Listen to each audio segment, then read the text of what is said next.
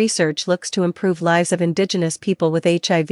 A Saskatchewan social work professor hopes new research can improve the lives of Indigenous people living with HIV in a province with the highest rate of infection. Over the last decade, Andrew Eaton, a professor at the University of Regina, has been developing a cognitive remediation group therapy (CRGT) program for people living with HIV. People living with HIV are like everybody else in that we are all aging and susceptible to age-related conditions.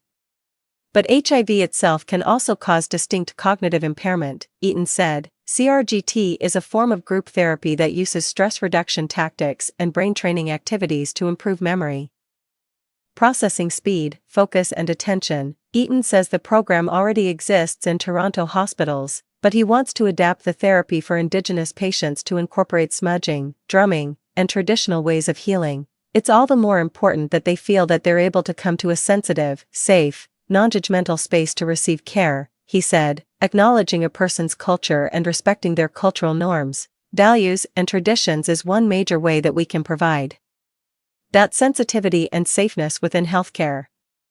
Saskatchewan has the highest rate of new HIV diagnoses in the country at 19 per 100,000 people, according to the most recent government data. The province's rate is 4 times higher than the national average. HIV disproportionately affects the Indigenous population in Saskatchewan. About 60 to 70% of HIV-positive patients self-identify as Indigenous, according to data from AIDS Program South Saskatchewan, APSS. I think it's less about a particular population being overrepresented and more so about a particular population being underserved, Eaton said, noting a lack of accessible healthcare in rural and remote areas and a mistrust among Indigenous groups when it comes to receiving care.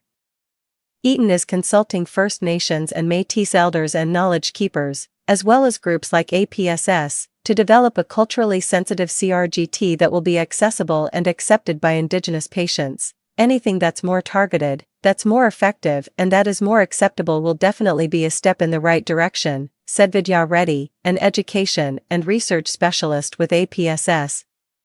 The stigma around HIV is one of the biggest barriers to seeking treatment, according to Tashia Akus, an APSS peer support coordinator. It's not a death sentence like it used to be, Akus said. Because of the medications that they have these days, you can live a long life. Akus teaches people how to use at-home test kits for HIV.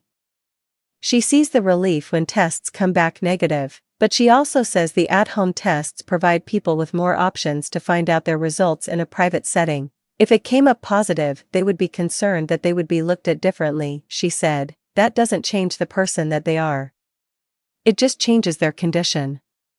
Eaton hopes to have the CRGT program up and running in First Nations communities and rural and remote areas within the next year.